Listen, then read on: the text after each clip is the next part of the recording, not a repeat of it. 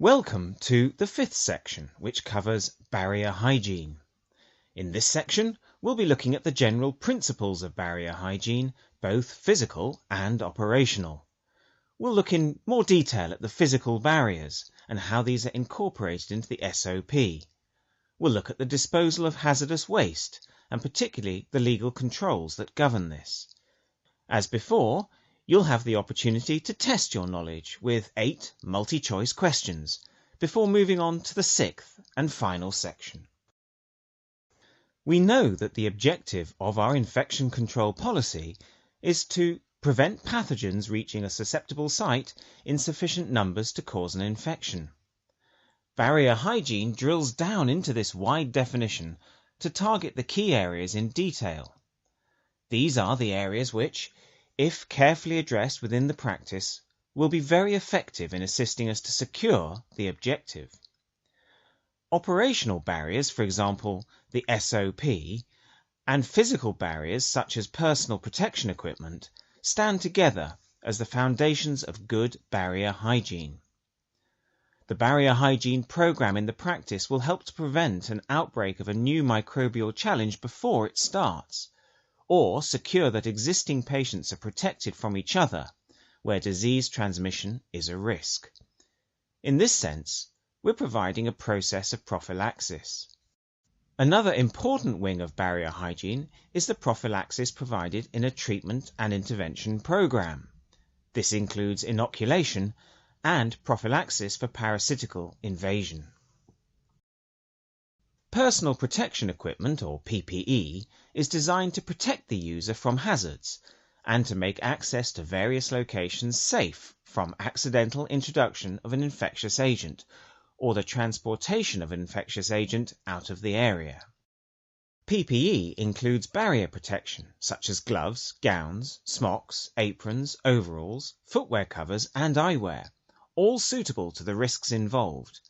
For example, impervious fabrics should be used where liquid risks are involved. Employers must take steps to protect employees from recognized hazards, including zoonotic biological agents, but it is the responsibility of all co-workers to adhere to the SOP. For veterinary professionals, each case or external visit must include an active risk assessment. They must have on hand PPE adequate for any predictable infectious hazards that they may encounter. In addition, all staff that may be asked to use PPE must be trained in its use.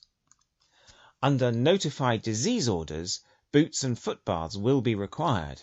Disposable garments are also highly recommended. PPE alone is not enough. There is no substitute for effective personal hygiene. Frequent hand washing has already been mentioned in a previous section, but the technique has not. A separate guide to effective surgical-style hand washing can be obtained from Medimark Scientific, and effective protocols should be incorporated into the SOP. Equipment such as liquid soap dispensers should be regularly cleaned and disinfected with a separate solution to the formula contained in the dispenser. The properly maintained isolation ward is a key element in barrier hygiene. The exercise areas should be maintained in a high state of decontamination at all times. After each isolated animal is exercised, the strictest high-level cleaning and disinfection processes should be conducted. Utilizing a color-coded system to identify key risk areas and ensure that equipment remains within the area it is recommended for, rather than being a source of cross-infection between key areas, is a useful tool in reducing the risks of potentially contaminated material. Protection from insect vectors, using authorized chemical aids, is essential. Practices differ from each other according to clientele and market sector served.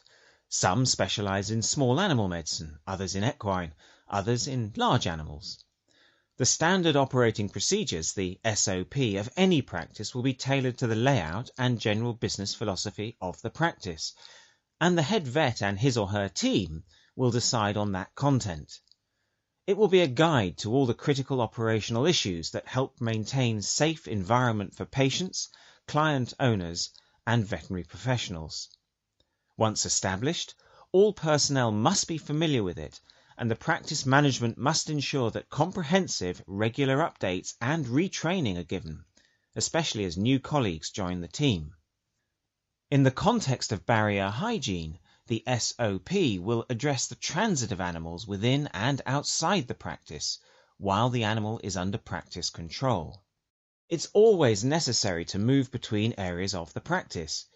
In doing so, we can spread the risk of disease unless adequate barrier protection procedures are taken. Moving from one area to another requires the use of door handles and many other areas.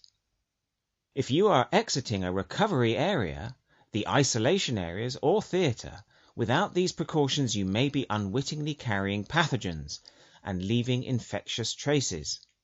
Using barrier PPE such as fresh aprons and footwear covers, for example, will minimize this risk. The movement of animals into and out of isolation or recovery is a function of the animal's condition. Only a qualified veterinarian should authorize such movements, taking into account further infection risks to the patient and to others from the patient. The key to effective management of veterinary waste is clear identification and segregation. Some wastes are hazardous and require specialist disposal. This means the waste must first be identified and segregated. It is generally the responsibility under the relevant legislation for the waste producer to segregate hazardous waste and likely infectious material from standard non-infectious waste. Segregation should take place as close as possible to where the waste has been generated. It should be maintained in color-coded containers in separate storage pending removal. Safe storage of hazardous waste implies secure bagging in certified impervious bags. Double bagging should be adopted as policy subject to legislation. Bags with infectious waste should be marked with the International Infectious Substance symbol. Sharp waste, such as needles or disposable scalpels, should all be collected together in a specially regulated puncture-proof container. These should be rigid and impermeable.